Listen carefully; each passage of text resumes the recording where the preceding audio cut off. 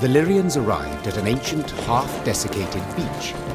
Its trunk sat atop a tangle of thick roots, and scraps of paper covered with tiny scribblings fluttered over it from top to bottom. Travelers crowded all around. Barefoot refugees, bony pilgrims, peddlers with armored escorts, and shifty-eyed men with the haggard look of deserters. The Wayfarer's Beech, Rayla said. Travellers of all sorts swap tales here. Perhaps we can glean something about our enemy's movements. Or paint the enemy a clear picture of our own. Gascon interrupted. Nilfgaardian spies no doubt flock to this tree like flies to particularly pungent dung. Niamh concluded it was foolish to risk revealing their position for rumours whose worth would, at any rate, be highly questionable. The Lyrians continued on their way. Niamh decided to proceed cautiously. She pitched camp in a nearby clearing and sent a scout dressed as a peddler to investigate the Wayfarer's Beech. Yet long hours passed with no sign of the soldier. Gods be damned! The Queen snarled. Reynard, send some men to follow his tracks.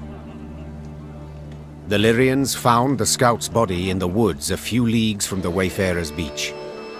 His corpse revealed clear signs of drawn-out, cruel torture. Niamh could only hope he had managed to hold something back from his captors. Disregarding matters of status and station, Niamh personally asked the travelers for the latest news.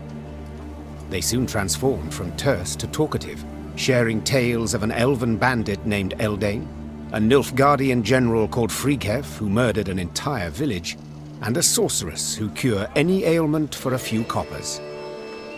Then a blood-curdling scream put a halt to the gossip. Niamh's soldiers had begun to quarrel with the merchant's guards, one of whom now lay dead on the ground, his throat a gaping wound. The filth besmirched your honour, your grace. Said you took tail and ran from Lyria like a belted bitch. The travellers were unmoved by this explanation.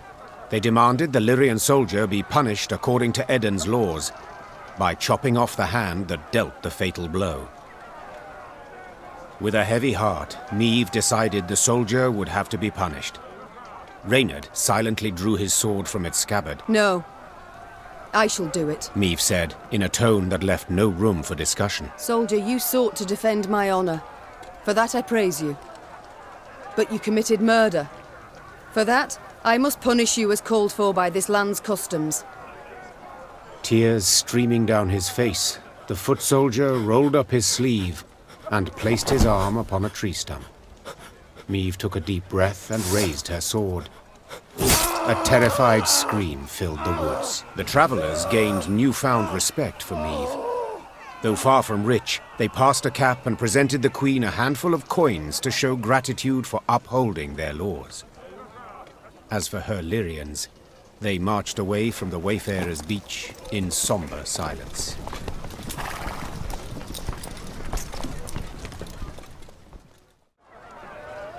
Niamh walked up to the accused soldier who awaited her verdict with tears in his eyes.